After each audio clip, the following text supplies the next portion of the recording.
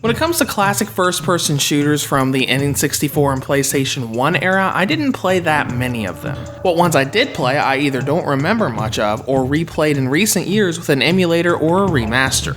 One game can technically fit into both of those categories, and that is the original Turok Dinosaur Hunter.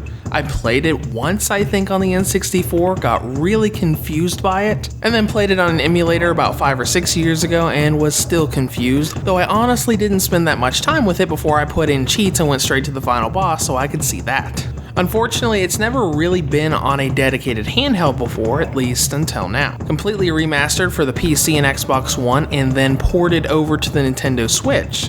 Here is my review of Turok Dinosaur Hunter.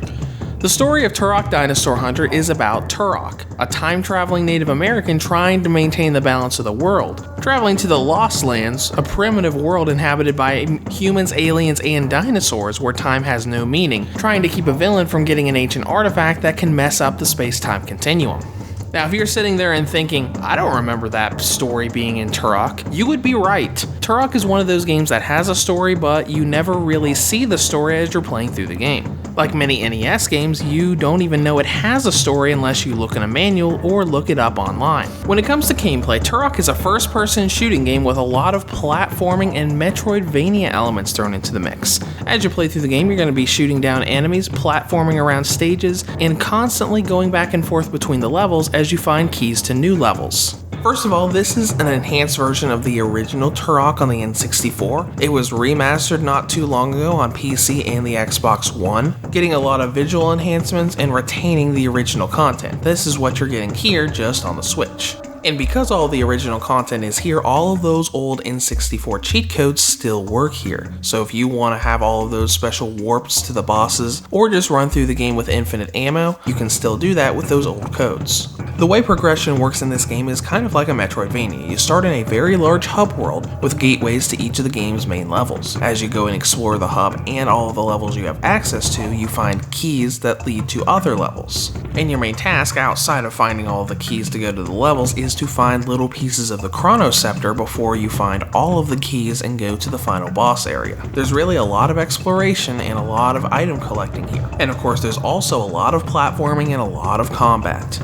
Most of these levels are really set up so you're jumping a lot. Jumping across platforms, jumping across pits to get weapons that are floating in the air. Really, there's so much platforming that this almost feels like a platforming game with some shooting elements instead of the other way around. But when combat comes in, it really balances things out. All of the levels are littered with enemies, from aliens to dinosaurs to humans, and you're constantly gaining new weapons to take them down with. The shooting elements themselves work pretty well. You can carry all of the weapons in the game like those old Doom and Quake games, but you can actually move your aim around unlike those other shooters of the time. It's also very, very fast-paced, so it feels kind of like Doom 2016 just as an N64 shooter instead of a modern one. All of this comes together pretty well in a lot of exploration, shooting, platforming, and the game has a good bit of content to it. Across the entire game from start to finish, assuming you don't use cheats for all those special warps, you should be spending at least 6 to 8 hours on this game before you beat the final boss. Now this is definitely on the lower side of the acceptable range of content versus the price of $20, but I think it's still worth it, especially if you're a fan of those old Turok games. I also want to touch on controls for just a second because Turok has very, very good motion aiming built in. You might have to go to the menu to activate it, but once you do, it makes aiming so much easier.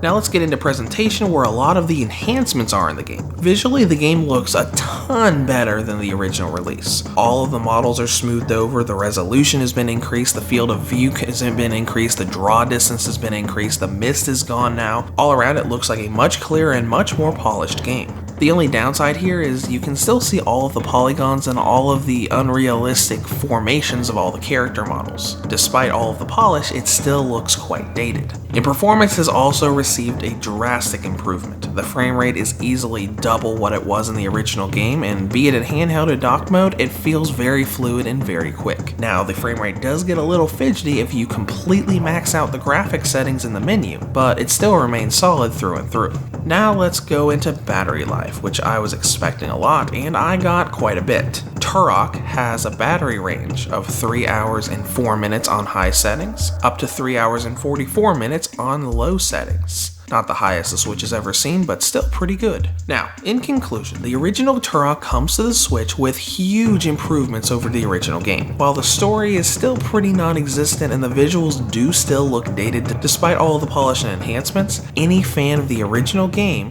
will have a ton of fun with this fast first-person shooter now on handhelds. Reviews to Go rates Turok for the Nintendo Switch an 8.5 out of 10. If you have any comments or questions, feel free to leave them below or head to the website at reviewstogo.com.